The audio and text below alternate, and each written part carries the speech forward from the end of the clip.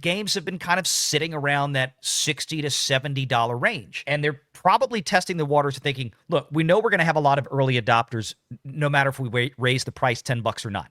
Even if we charge an extra $100 for the system, especially now with things like a PS5 Pro is $700. I think what Nintendo's trying to do is, hey, look, the early adopters will come in first. They'll be more than happy to pay $450 or $500, and then by Christmas it goes down. Who knows? The problem is that they're trying to sell something for $450, but it's already 5-year-old technology.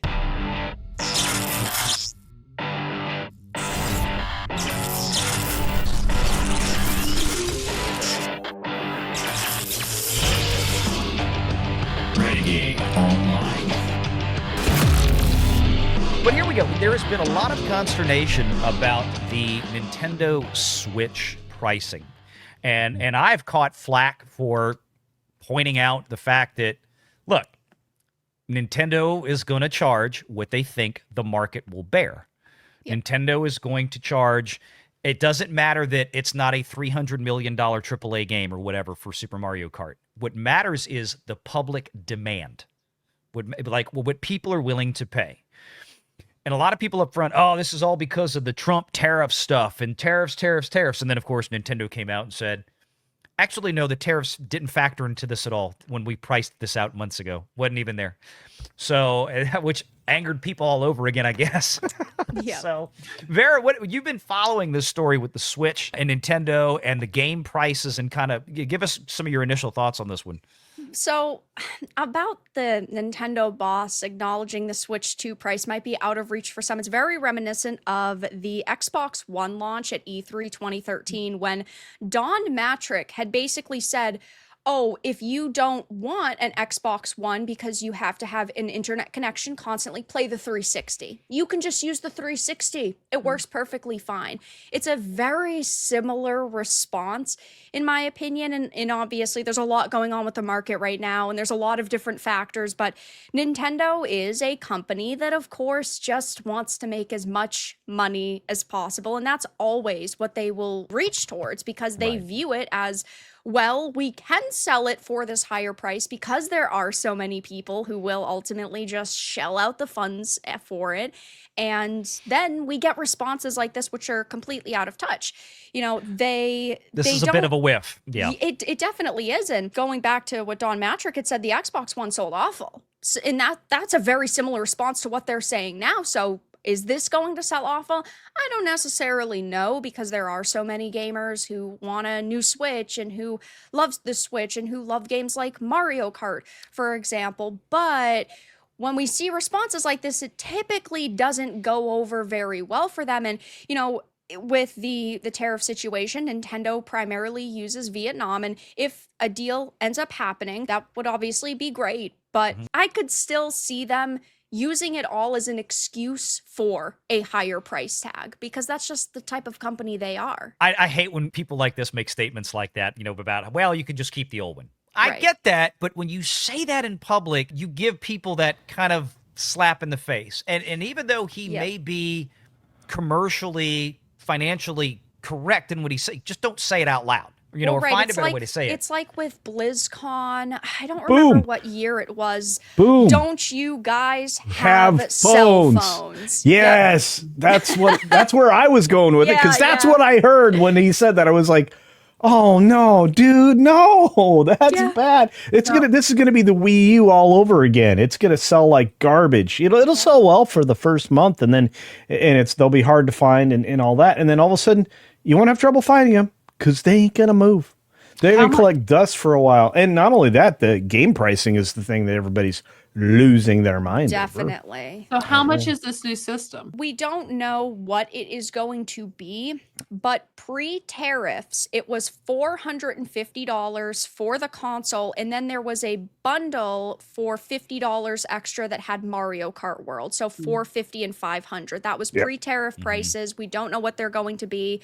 We know that they are still hoping to hit that June 5th release day, but they actually had delayed the pre-orders in the United States and in Canada while they, reconsider pricing and whatnot. But I mean, and the pre-orders were supposed to start today. They were supposed to start today. Yeah, but because I had signed up last week or whenever it was. Yeah, on the 2nd when they announced it. Yeah. I signed up immediately. I'm like, yep, let me know. I'm in.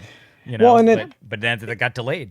Well, I'm going to tell you when it comes to this particular console, the PCBs are stamped China, so at least that part of it's made in China. But here's the thing: if it's assembled and manufactured, the rest of the stuff is done in Vietnam, which seems to be what has been done recently. That's an entirely different conversation. But a lot of this falls along the lines of all of these companies trying to relocate from China to Vietnam before we even got into the tariffs discussion to begin with. And I don't think the tariffs have anything to do with this.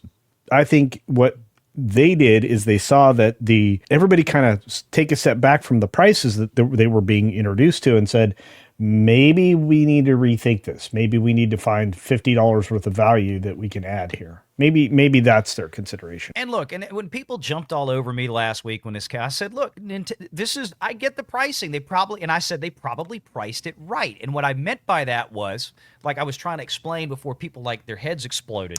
I'm like, look, they did their research. And when they come out and they price a product like this, okay, Jeremy had made a great observation, makes it frequently.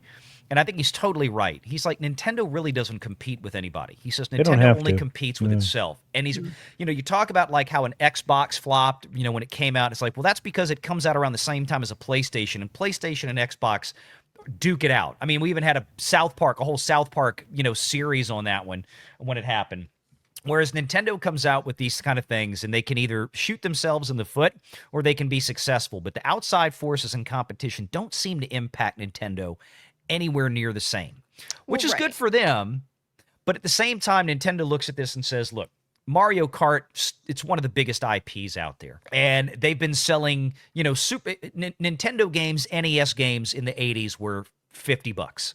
And Super Nintendo games were $60 to $70. I remember buying Final Fantasy III. That was a $70 plus video game in 1994. And games have been kind of sitting around that $60 to $70 range. And they're probably testing the waters and thinking, look, we know we're going to have a lot of early adopters no matter if we raise the price $10 or not. Even if we charge an extra $100 for the system, especially now with things like a PS5 Pro is $700.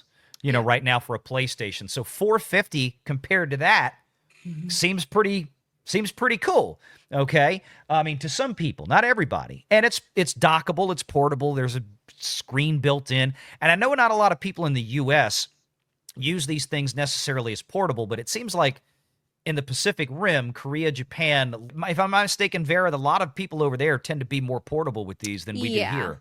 Yeah, I'd argue that. So I think what Nintendo's trying to do is, hey, look, the early adopters will come in first. They'll be more than happy to pay $450 or $500, and then by Christmas it goes down. Who knows? The problem is that they're trying to sell something for $450, but it's already 5-year-old technology. It's not like it's new or modern or state of the art. I mean, you can get a Steam Deck, which those, I believe in 2023 was like 3 million. And then in 2024, I don't actually remember if they updated a full number, but we had heard that was a couple million as well. So why would I buy a Switch over that? Except for, of course, the Marios, right, and the Zeldas and those first-party titles. But the problem now that they face is the heavy criticism because of the different prices, because it's not a standard 60 or 70, because they're going to range from $40 to $90. And that's the other problem, too. You're 100% right. And look, the Steam Deck, by far, going to be a better handheld,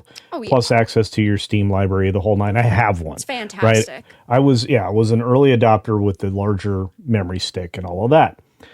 But I think my argument is different because the hardware, while it's running a Tegra 239, a customized micro-sized one at 5 millimeters, at the same time, it moved from an OLED screen, an OLED screen, back to a standard LCD. Yes. And I'm like, wait a minute, we're going backwards in tech here. We're going forwards in tech it's here. Not an OLED screen? No, that's not an OLED. That's interesting. Okay. Yeah. And so I'm like, wait a minute, are you doing this so you can offer an OLED later and have people buy again? Yeah, absolutely. And if that's the case, they're going to be extra Sorry, I normally don't use that kind of verbiage, but they are going to be very angry, rightfully so, because that's outdated tech. I mean, there's a lot of outdated tech on this. The only thing that seems to be, up to snuff is the memory card usage, which is stupid. They're changing memory card, and that's going to irritate a lot of people. So across the board, they've really kind of created you have to buy everything again new situation. Not only that, one of the things we covered earlier, and I don't know if it's in this story or not, but when we were doing that game place early this morning, the little GameCube controller? Yeah.